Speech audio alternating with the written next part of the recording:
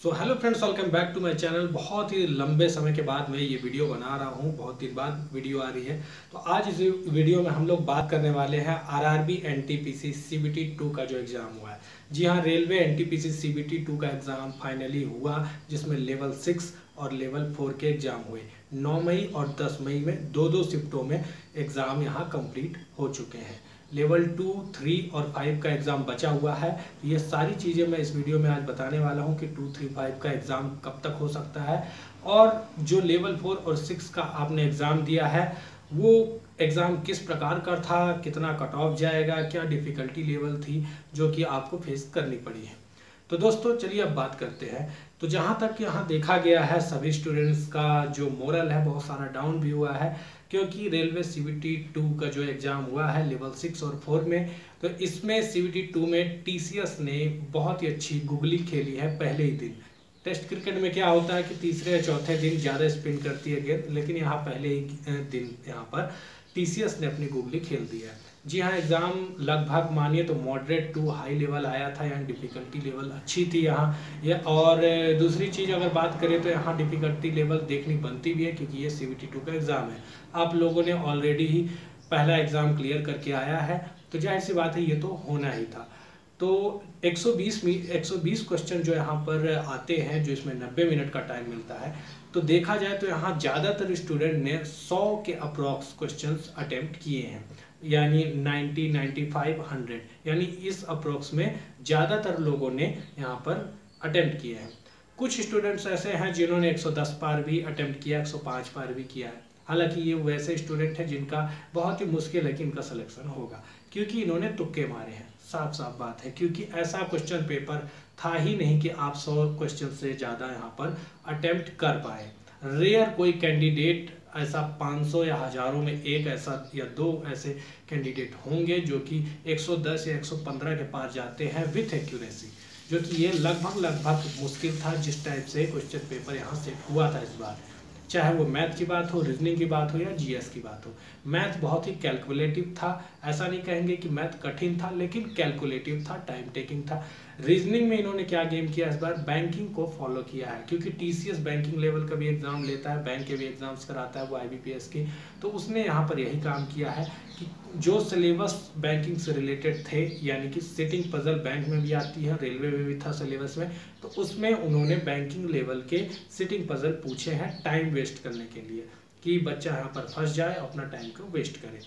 तो यहाँ पजल्स भी लोगों को, खासकर रेलवे वाले उतने पजल्स पर ध्यान नहीं देते हैं, क्योंकि उनके सिलेबस में इतना टाइट होता भी नहीं है, लेकिन यहाँ पर इन्होंने ये गेम कर दिया और लोग फंस गए यहीं पर। बहुत सारे लोगों ने अपना बहुत सारा समय इस पजल और सिटिंग पर बर्बाद कर दिया।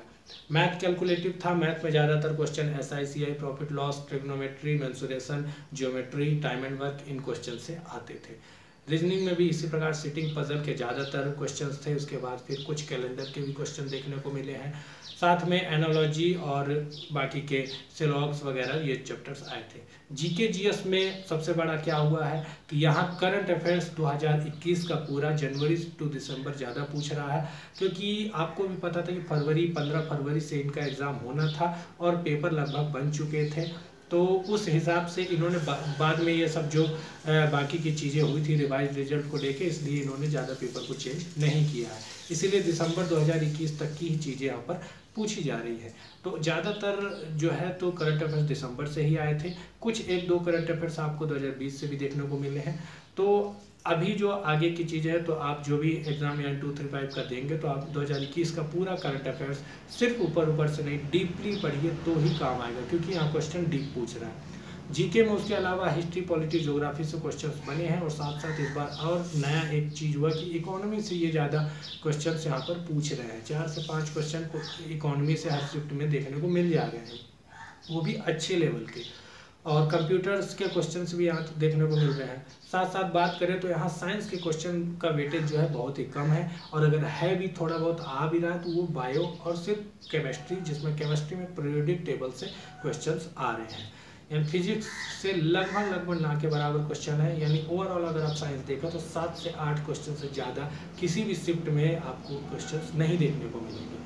तो मानिए तो सबसे ज़्यादा वेटेज यहाँ करंट अफेयर्स का, स्टैटिक जीके का और साथ साथ हिस्ट्री, पॉलिटी, ज्योग्राफी और इकोनॉमी, इन सब्जेक्ट्स का यहाँ पर है। आर्टिकल्स के क्वेश्चन पॉलिटी में ज़्यादा आ रहे हैं यहाँ पर, और साथ साथ बाकी की जो भी कैबिनेट से रिलेटेड चीज़ें होती है, संविधान संशोधन से रिलेटेड चीज़ें होती है, ऐसे क्वेश्चन यहाँ पर ज़्यादा आप लोग को देखने को मिल रहे हैं। अब इस टाइप का जो पूरा पेपर का पैटर्न आया है, तो इसमें अगर हम बात करें कि इसमें एक्सपेक्टेड कट ऑफ क्या जा सकती है, तो देखिए कट ऑफ यहाँ जिस टाइप से एग्ज़ाम हुआ है, यानी ज़्यादातर जो लोग हैं वो 90 to 100 के करीब में अटेम्प्ट किए हैं, और कई सारे लोग 80 से 90 के बीच में भी अटेम्प्ट किए हैं। ज़्यादातर लोग जो है इसी बीच के हैं। तो देखा जाए पेपर का डिफ़िकल्टी लेवल, और ऐसा भी नहीं है कि जो लोग 90 या 95 किए हैं उसमें से 4 या 5 क्वेश्चन से भी गलत ना हो, भले ही वो बोल रहे हों कि हमने विथ एक्यूरेसी की है, लेकिन ऐसा नहीं होता। कुछ ना कुछ क्वेश्चन गलत हो ही जाते हैं, चाहे वो मैथ में हो, रीजनिंग में हो, या फिर GK GS में हो। तो देखा जाए तो यहाँ जो लेवल 6 का, पहले लेवल 6 का मैं बता रहा हूँ, तो लेवल 6 का जो आपका कट ऑफ हो सकता है, तो वो जनरल कैटेगरी का 80 नंबर से 85 नंबर के बीच में आपको देखने को मिल सकता है। इससे ज़्यादा कट ऑफ नहीं जाएगा। हो सकता है कि +-2 यहाँ पर हो सकता है, यानी 78 भी आपको देखने को मिल सकता है किसी किसी जोन में। तो हो सकता है किसी जोन में 87 भी देखने को मिल सकता है। लेकिन एक जो नॉर्मल जो कट ऑफ यहाँ देखने को अभी मिल रहा है वो 80 से 85 के बीच होगा, क्योंकि आपको भी पता है कि इस बार नॉर्मलाइजेशन नहीं होना है, परसेंटाइल नॉर्मलाइजेशन है, जिससे ज़्यादा कुछ फर्क पड़ने वाला नहीं है। तो देखा जाए तो जनरल कैटेगरी 80 से 85 के बीच में लाइक करेगी। OBC का अगर बात करें तो हम 76 to 80 के बीच में आप देखने को मिल सकता है, और ये वही EWS का भी होने वाला है। OBC और EWS का सेम लगभग यही रहेगा, 76 के 80 के करीब में। अब बात करें अगर SC कैटेगरी की, तो SC कैटेगरी भी 72 से 76 के बीच में रह सकती है, और ST वाले जो हैं वो भी 69 से लेकर 72 या 73 के बीच में रह सकते हैं। तो इस प्रकार से आपका लेवल 6 का कट ऑफ जाना है। वहीं लेवल 4 की बात करें तो लेवल 4 में GK GS जो था थोड़ा सा हल्का पूछा गया था अकॉर्डिंग टू जो लेवल 6 है, थोड़ा सा, ज़्यादा नहीं, थोड़ा सा ही अंतर, लेकिन पढ़ना उसके लिए भी पड़ेगा आपको। अब तो लेवल 4 का भी जो कट ऑफ है, क्योंकि यहाँ बहुत ही कम वैकेंसी थी लेवल 4 में, कुछ ही कुछ जोन में ही इसकी वैकेंसी थी, तो लेवल 4 का भी जो कट ऑफ है वो लगभग आपका इसी बीच रहेगा जो मैं लेवल 6 का बताया हूँ, +-2 हो सकता है इसमें, बाकी ज़्यादा चेंजेस इसमें नहीं आने वाले हैं। अब बात कर लेते हैं हम कि लेवल 2, 3 और 5 का कब एग्ज़ाम होगा, क्योंकि ये तो हो गया। तो जैसा कि आपको पता है कि 10 मार्च के करीब में, 10 या 11 मार्च को शायद ये नोटिफिकेशन जारी हुआ था कि लेवल 6 और लेवल 4 का एग्ज़ाम 9 और 10 मई को होगा। यानी कि आप माने तो 1 महीने पहले ये नोटिस जारी हो गया था, उसमें डेट बता दी गई थी। लेकिन अभी तक आज यहाँ पर 11 मई हो चुकी है, और अभी तक कोई नोटिफिकेशन नहीं है कि कब डेट है इसका, कब एग्ज़ाम होना है। तो आप ये मान सकते हैं, अगर हम आज के डेट से ऐसा मान के भी चले कि आज भी अगर नोटिफिकेशन निकाल देते हैं तो भी कम से कम यहाँ से 1 महीने का समय मिलना ही है लेवल 2, 3 और 5 को। तो आप मान सकते हैं कि आपका एग्ज़ाम जो है लेवल 2, 3 और 5 का 10 जून के बाद ही होगा यहाँ पर, यानी जून के मंथ में 10 जून से लेकर बाकी का जो भी जून का समय हुआ है उस महीने का, वो पूरा 2, 3, 5 उसी के बीच में कभी भी कराया जा सकता है। दूसरा इसका सबसे बड़ा कारण ये भी है कि SSC का शायद CHSL का एग्ज़ाम है जो कि 25 मई के करीब में होने वाला है, जो कि 10 जून तक चलेगा। अब सबसे बड़ी बात है कि ये एग्ज़ाम भी TCS ही ले रहा है, और आपका रेलवे का एग्ज़ाम भी TCS ही ले रहा है, तो ज़्यादातर चांसेस यही हैं कि वो एक समय पर इन दोनों एग्ज़ाम को नहीं करा सकता है। इसलिए हो सकता है कि ये पहले CHSL कराने के बाद बाकी का जो 10 जून का बाद का समय है उसमें आपके ये 3 एग्ज़ाम यानी लेवल 2, 3 और 5 को करा दे, क्योंकि साथ साथ आपको भी पता है कि कितने इस समय फर्जीवाड़े होते हैं एग्ज़ाम को लेकर। तो इस एग्ज़ाम में अच्छा है कि ये चीज़ें अभी तक देखने को नहीं मिली है, चाहे वो NTPC का CBT 1 का फेज़ हो, चाहे अभी तक CBT 2 का फेज़ हो। तो वो चाहते हैं कि फेयर तरीके से एग्ज़ाम हो, इसलिए जब उनको खाली समय मिले तभी वो एग्ज़ाम सही तरीके से कराएंगे। तो उम्मीद यही है कि लेवल 2, 3, 5 का एग्ज़ाम जो है वो 10 जून के बाद देखने को यहाँ पर मिल सकता है। लेकिन आप लोग पढ़ाई अवश्य करती रहिए, ऐसा मत सोच कर रहिए कि 10 जून बहुत ज़्यादा समय, बहुत ही कम समय ये, इससे प्रैक्टिस का समय है। ज़्यादा से ज़्यादा अपनी तैयारी कीजिए, और अब लेवल 4 और 6 में जिस प्रकार का पेपर आया है उससे सीख लीजिए। ईजी हलवा क्वेश्चन मत करिए, खुश मत होइए, कुछ ऐसे जो आप लोग मॉक टेस्ट लगाते हैं कुछ वेबसाइट के, जिससे आपके ज़्यादा नंबर आ जाते हैं, आप खुश हो जाते हैं। आप अच्छे लेवल के मॉक टेस्ट लगाइए, अच्छी लेवल की किताबें पढ़िए।